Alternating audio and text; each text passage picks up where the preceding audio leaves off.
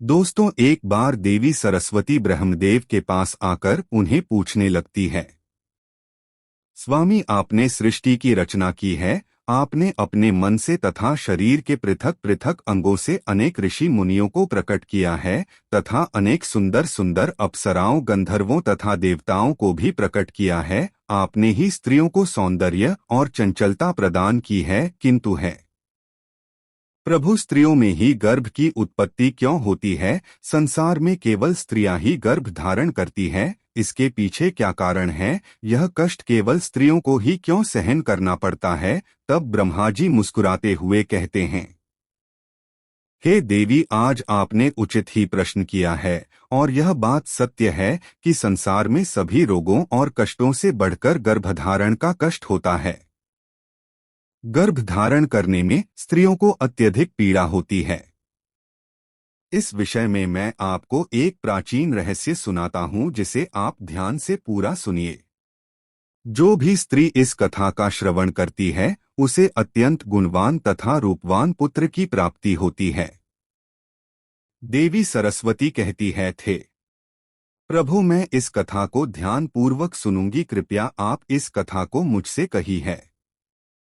फिर ब्रह्मा जी कहते हैं, हे देवी, पुलटसे का जन्म मेरे काम से हुआ था। पुलिस से मेरे मानस पुत्रों में से एक है। मैंने उसे अनेक प्रकार की विद्याएं प्रदान की तथा उसके प्रकट होने का उद्देश्य उसे समझाया। फिर मैंने उसे संसार के कल्याण के लिए तपस्या करने का उत्तम कार्य सौंपा दिया। मेरी ही आज्ञा से सत्य युग में महर्षि पुलस्त्य सुमेरु पर्वत के उच्च बिंदु पर तपस्या करने के लिए चला गया। वहां पर आश्रम का निर्माण करके पुनः से घोर तपस्या करने लगे। उसी समय अनेक गंधर्व, देवता, दानव तथा अप्सराएं उस स्थान पर विचरण करने के लिए आया करते थे। उन सभी की दृष्टि पुल पर पड़ी तो वे सभी उनकी चेष्टा करने लगे। उन्होंने पुलिस की तपस्या में अनेक बार विघ्न उत्पन्न करने का प्रयास किया। खेल खेल में अप्सराएं पुलट के ताप को भंग करने का प्रयास करने लगी, उनकी तपस्या में बाधा निर्माण करने लगी। तभी पुलिस ने क्रोध में आकर वहां पर उपस्थित सभी अप्सराओं और गंधर्वों को यह चेतावनी दे दी, आज के बाद जो भी प्राणी उनके सामने आएगा और उनकी तपस्या में विघ्न डालेगा, वह गर्भ धारण करेगा। पुलटसे की ऐसी कठोर वाणी सुनकर समस्त अप्सराएं, गंधर्व आदि भयभीत हो गए और वहां से डर कर दूर भाग गए। उसी समय में पर्वत की कंधार में कृषि ऋण बिंदु की कन्या हरवीर भुआ अपने माता पिता के साथ निवास करती थी। वह महर्षि पुलस्त्य के कहे गए वचन को नहीं जानती थी। फिर एक दिन वह अपनी सहेलियों को खोजते हुए सुमेरु पर्वत के उस स्थान पर चली गई जहां पर ऋषि पुलटसे तपस्या कर रहे होते हैं। ट्रेन बिंदु की कन्या अपनी सहेलियों को पुकारते हुए महर्षि पुलस्त्य के आश्रम पर पहुंच गई। जब हरवीर हुआ महर्षि पुलस्त्य के सामने आकर खड़ी हो गई तो उनकी दृष्टि उस स्त्री पर पड़ी।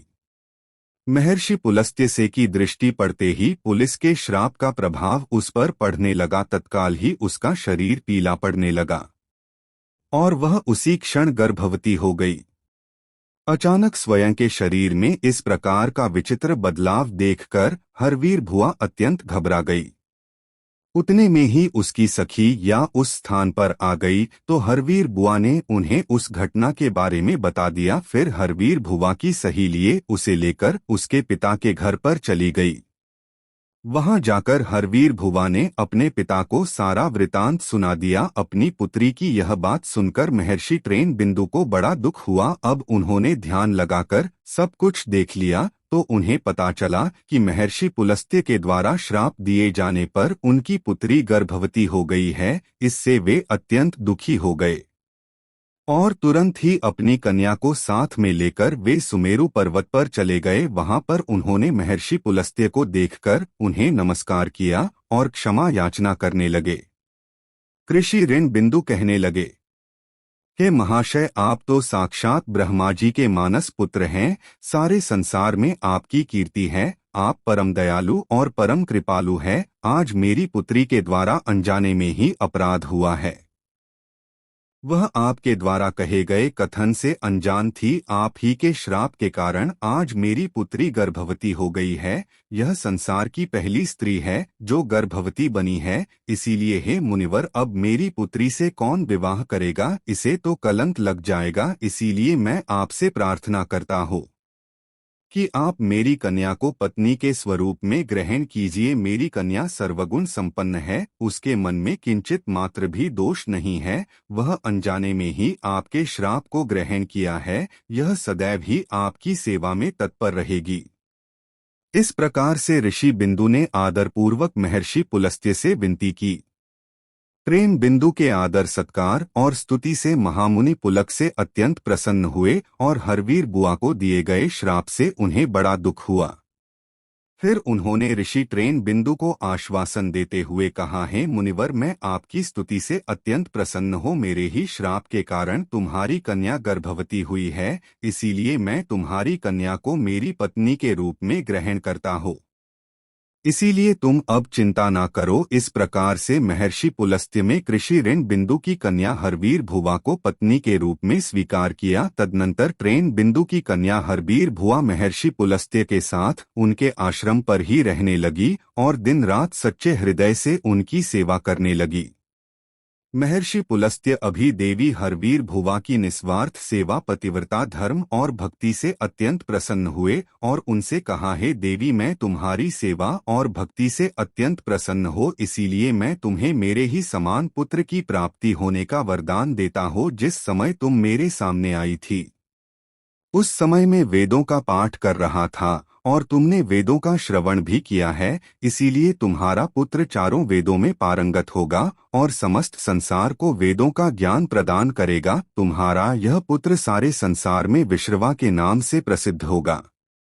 फिर कुछ समय के उपरांत देवी हरवीर हुआ ने एक अत्यंत गुणवान पुत्र को जन्म दिया। महर्षि पुलस्त्य के कथनानुसार उस पुत्र का नाम विश्रवा रखा गया। विश्रवा अपने पिता महर्षि पुलस्त्य के समान ही विद्वान, सत्यवादी और धर्म का पालन करने वाले थे। उनकी ख्याति संपूर्ण विश्व में हुई। उनकी कीर्ति और महानता को देखते हुए महर्षि भारद्वाज ने अपनी पुत्री का विवाह उनके साथ कर दिया। फिर मुन्नी विश्रवा की पत्नी के गर्भ से एक पुत्र का जन्म हुआ जिसका नाम वैश्य वर्ण रखा गया। का ही एक नाम कुबेर है।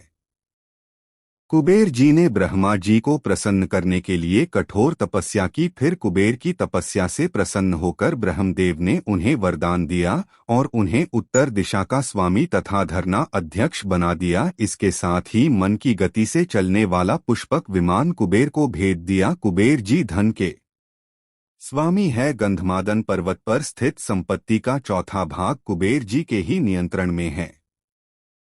कुबेर जी ने उस धन का 16वां भाग मनुष्यों को प्रदान किया। महर्षि विश्रवा की दूसरी पत्नी का नाम टैक्सी था। एक बार भगवान शिव ने माता पार्वती के लिए अत्यंत सुंदर महल का निर्माण करवाया था जिसे लंका नाम दिया गया। उस लंका के गृह प्रवेश के समय भगवान शिव ने ऋषि विश्रवा को भी निमंत्रण दिया हुआ था। ऋषि विश्रवा अपनी पत्नी को लेकर लंका के गृह प्रवेश में गए थे। जब भगवान शिव ने ऋषि विश्रवा को दान मांगने के लिए कहा तब विश्रवा की दुष्ट पत्नी कैकसी ने छल से उन्हें लंका मांग के लिए विवश कर दिया और भगवान शिव तो भोलेनाथ है, उन्होंने विश्रवा को लंका दान में दे दी जिससे माता पार्वती को अत्यंत क्रोध आ गया और उन्होंने कैकसी को श्राप देते हुए कहा, आज तुमने मेरे पति से जिस सोने की लंका को मांगा है, एक दिन वे ही तुम्हारी इस सोने की लंका को लाकर भस्म कर डालेंगे।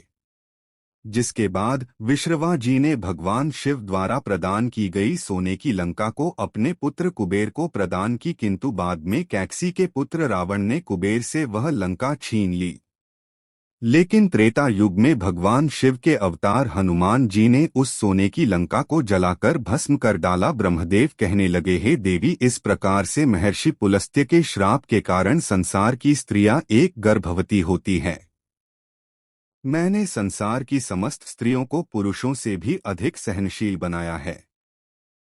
उनमें हर दुख को सहन करने की क्षमता पुरुषों से अधिक है। इसीलिए स्त्री की रचना करने में मुझे सबसे अधिक समय लगा। गर्भ धारण करना या स्त्रियों के लिए श्राप रूपी वरदान ही है। मैंने स्त्रियों के अंदर ममता और प्रेम का भाव डाल दिया, जिससे स्त्रियां अपने बालक का लालन पालन कर से कि इस संसार में स्त्रियों की तुलना किसी से नहीं की जा सकती। स्त्रियां ही संसार की आधार है। इसीलिए इस संसार की सर्वश्रेष्ठ रचना स्त्री को ही कहा गया है। तो दोस्तों, इस प्रकार से महर्षि पुलस्त्य के श्राप के कारण ही संसार की स्त्रियां गर्भवती होती है। आपको यह कथा कैसी लगी, कमेंट करके अवश्य बताएं।